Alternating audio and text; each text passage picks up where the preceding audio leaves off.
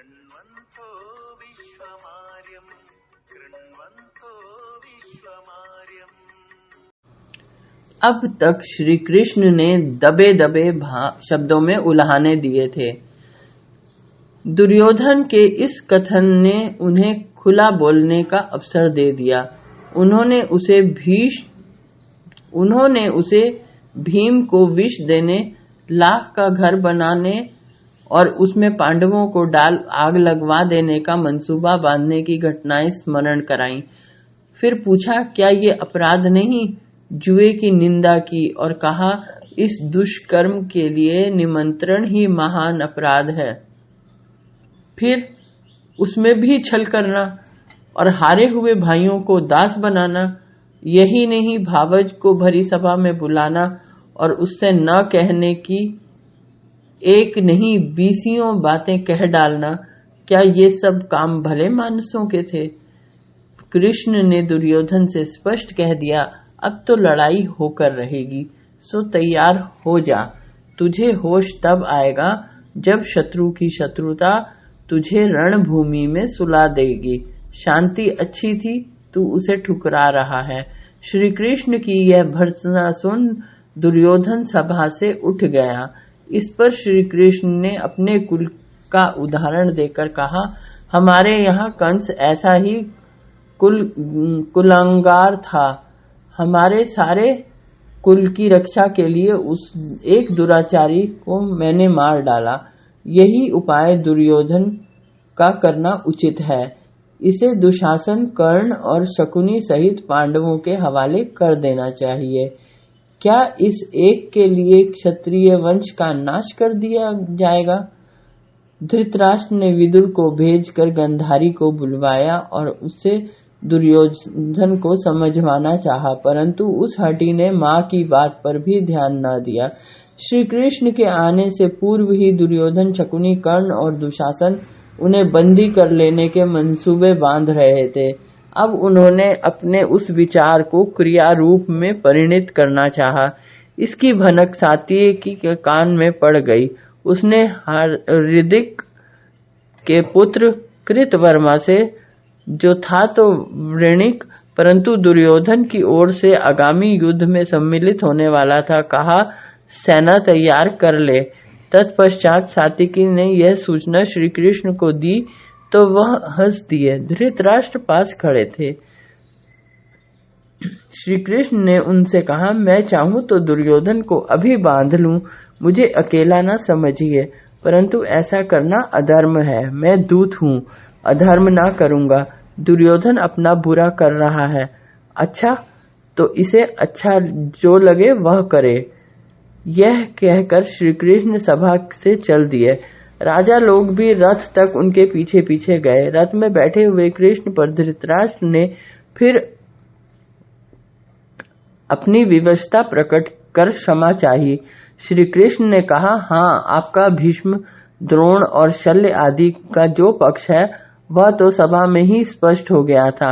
आप सब तो युद्ध के विरोधी हैं, परंतु दुर्योधन आपके वश में नहीं है, यह दुख की बात है।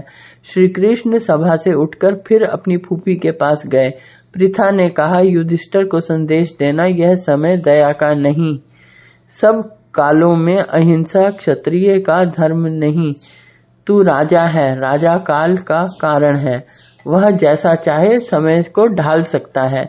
उसका बाहुबल पीड़ितों की रक्षा करने का है, स्वयं दीन बनकर भिक्षा मांगने के लिए नहीं।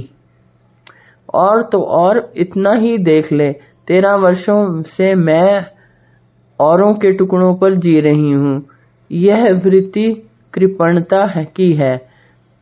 तुझे जन्म देकर इस अवस्था में रहूं। तू क्षत्रिय है, लड़, बाप दादा की आन को डुबो नहीं।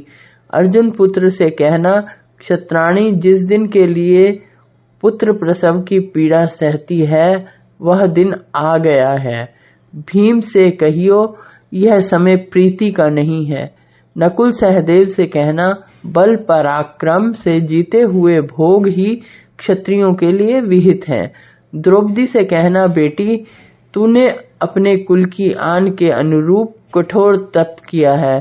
मुझे राज्य के चले जाने का इतना दुख नहीं जितना पुत्रों के वनवास का दुख है, जितना दुष्ट दुशासन के तुझ नाथवती को अनाथा कर देने और एक वस्त्र की दशा में ही सभा में लाने और वहां पर अश्लील कटाक्ष किए जाने का है। अर्जुन और भीम का बल उसी अपमान का प्रतिशोध के लिए है। अच्छा कृष्ण, पांडवों से कहना मां सकुशल है, तुम्हारा कुशल चाहती है। कृष्ण मेरे बेटे, तेरे पास धरोहर है, उनकी रक्षा करना। पृथा से विदा होकर श्री कृष्ण उपप्लव की ओर चले। रथ में जहां सात्यकी को बिठाया वहां कर्ण को भी साथ ले लिया।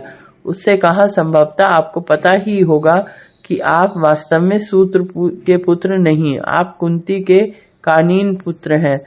शास्त्रों के अनुसार कानीन भी पुत्र ही होता है। यदि आप आज पांडवों के साथ होते तो राज्य के अधिकारी आप थे। युधिष्ठिर आपसे छोटे हैं। दुर्योधन की ओर से अब आप अपने भाइयों का ही खून करेंगे। फिर यह भी आप जानते हैं कि विजय पांडवों की ही होनी है। अर्जुन सा बहादुर इसमें और कौन है? कर्ण ने कहा, मैं अपने जन्म को भी जानता हूं और यह भी जानता हूं कि कौरवों की पराजय ही होना है। इनके चिन्ह ही ऐसे हैं, परंतु अब तो मैं सूतों में मिलकर सूत हो ही गया हूं। मेरा विवाह सूतों में हुआ, पुत्र पौत्र हो गए, अब इस कुल को कैसे छोड़ सकता हूं? दुर्योधन की ओर भी आज नहीं हुआ। उसने मेरा सम्मान उस समय किया था जब पांडवों ने मुझे सूत कहकर दुत्कारा था। इस समय तक जिस दुर्योधन का कृपा पात्र बना रहा, कड़ा समय आने पर उसे छोड़ दूं, लोग कहेंगे डर गया। अब मुझसे अपनी वर्तमान अवस्था में ही रहने दीजिए। यह कह कृष्ण से गले मिलकर वह लौट गया। श्री कृष्ण की बसीठी सफल नहीं हुई।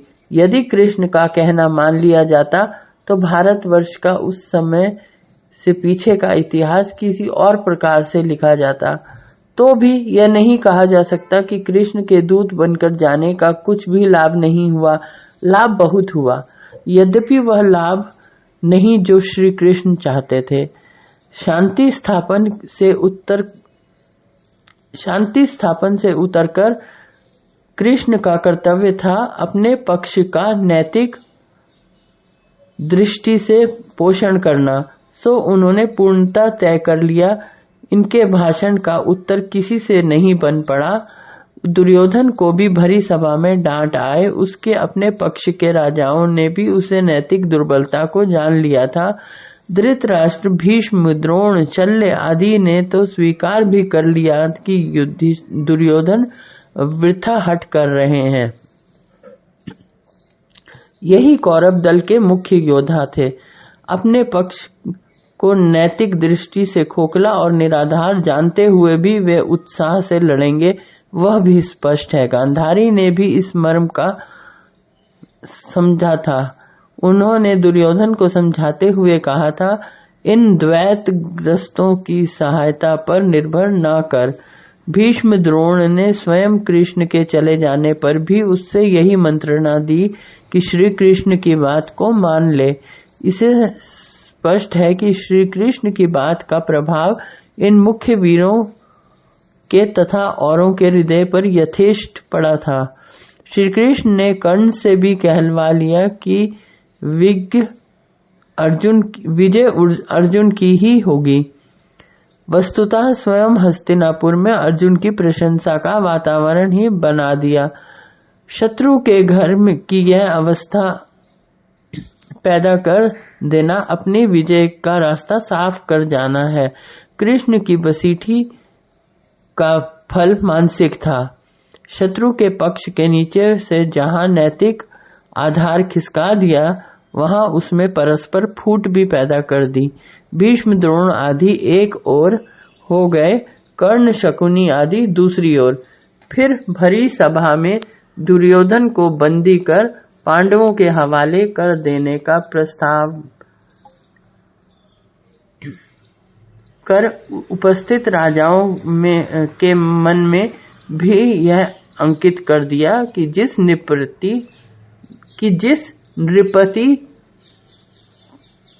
पांडव का वे पक्ष ले रहे हैं वह है कितने पानी में। उसे बंदी कर लेने का प्रस्ताव उसकी अपनी सभा में हो सकता है। यह एक प्रस्ताव उसके सारे प्रभाव को मिट्टी में मिला देने के लिए पर्याप्त था।